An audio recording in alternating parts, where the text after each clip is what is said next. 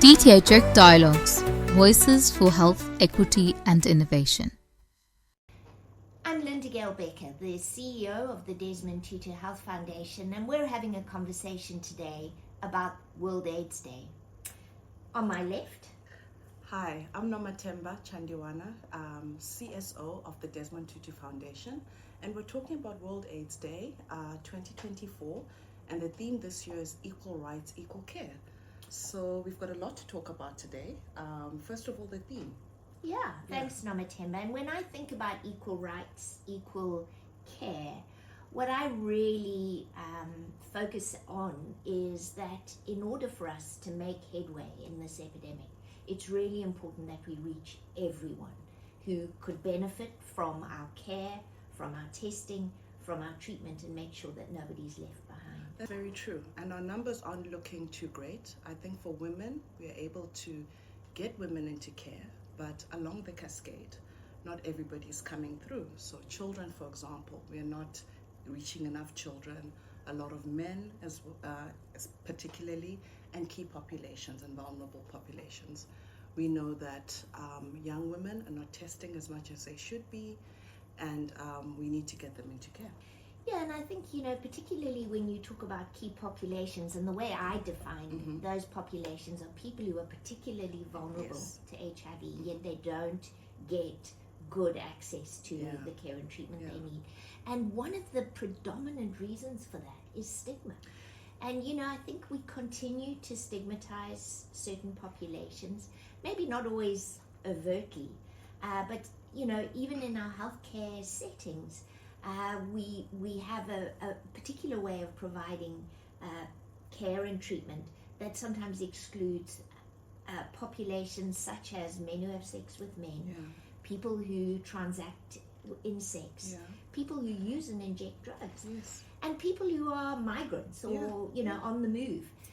They can't always get the care that they need, and that's why I love this theme this year, because it reminds us that without equity, we aren't going to reach the goals that we hoped for.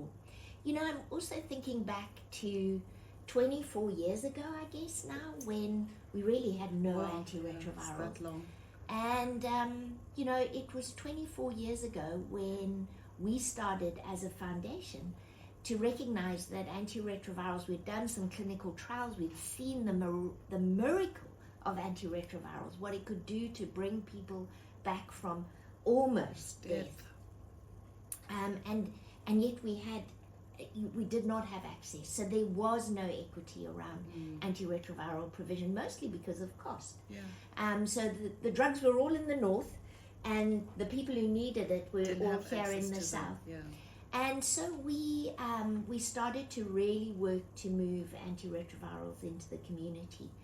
And, Dr. Catherine Orrell and myself used to go out to Gugulethu with a biscuit tin filled with a few antiretrovirals that we needed. We provided antiretrovirals 1 day a week. And it was tough. We literally had to decide who would get this life-saving treatment and who would not, based on, the most fragile of reasons.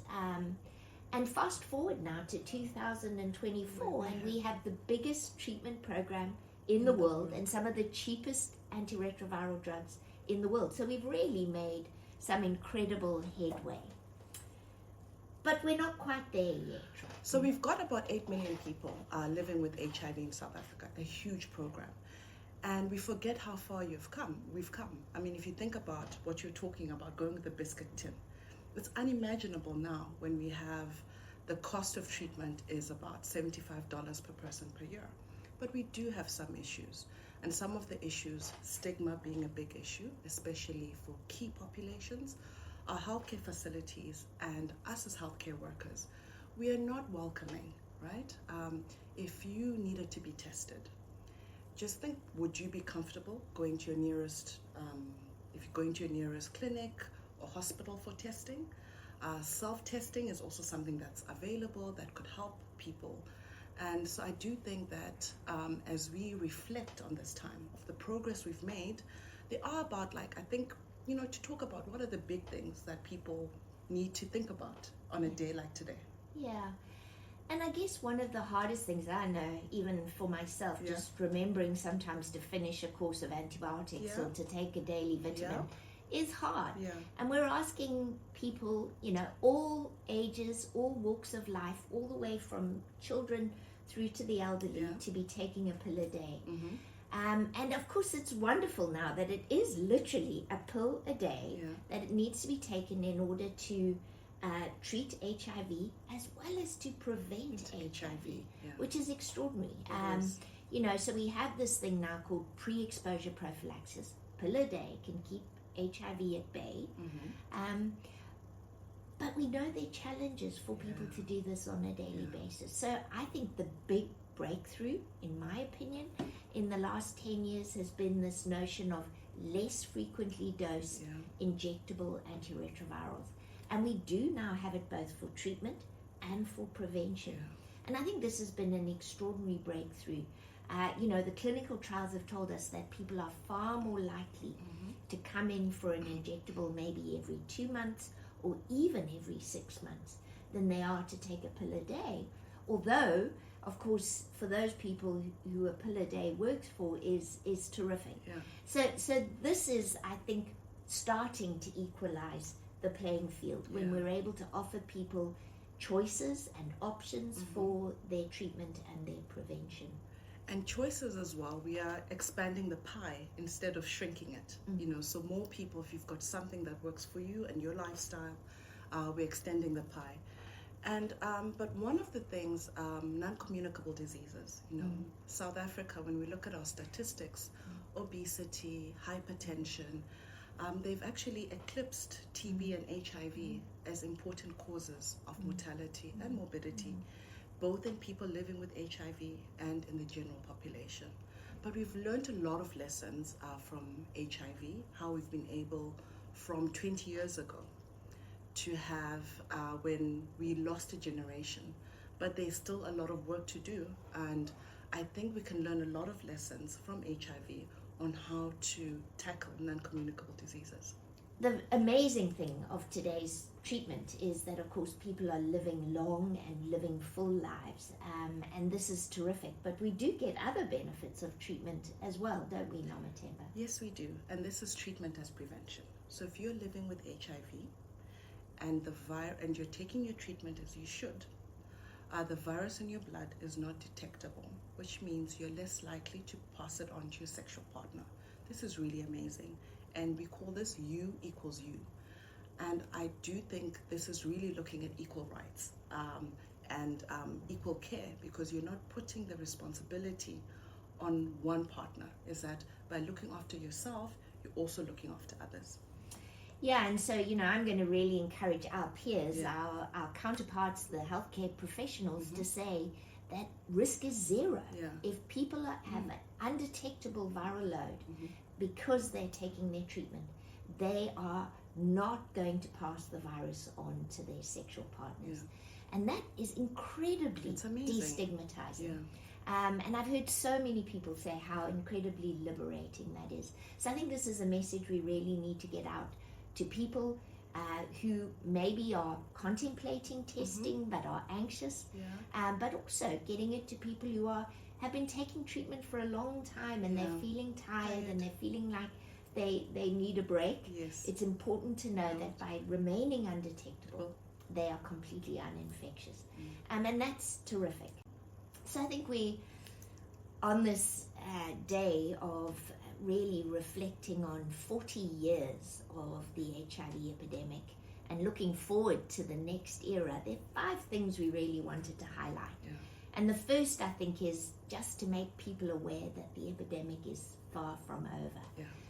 40 years in, we've made amazing progress. But the fact is there are still 1.3 million people who acquired HIV in the last year, 150,000 of them in this country. And as you've pointed out, Nomathemba, we have about 8 million people living with HIV here, of which around 6 million are on treatment. And around the world, we have about 38 million people, of which around 30 million are on treatment. So we still have work to do in terms of finding people who are not yet in our programs, and of course really trying to bring down those new infection rates, because we are not going to bring this epidemic under control if we're still having people acquiring HIV at the rate that they are. True. And the second thing for people to know is that regular testing saves lives. So everyone should be testing for HIV regularly and in a way that works for you. We've got self-testing as well, which is great. And if you're living with HIV, testing your viral load is very important to make sure that you're suppressed and because it's difficult to take these pills for a long time. And, there is a bit of fatigue that people feel that, I've been taking these pills for 10 years, 20 years. Stay engaged in care.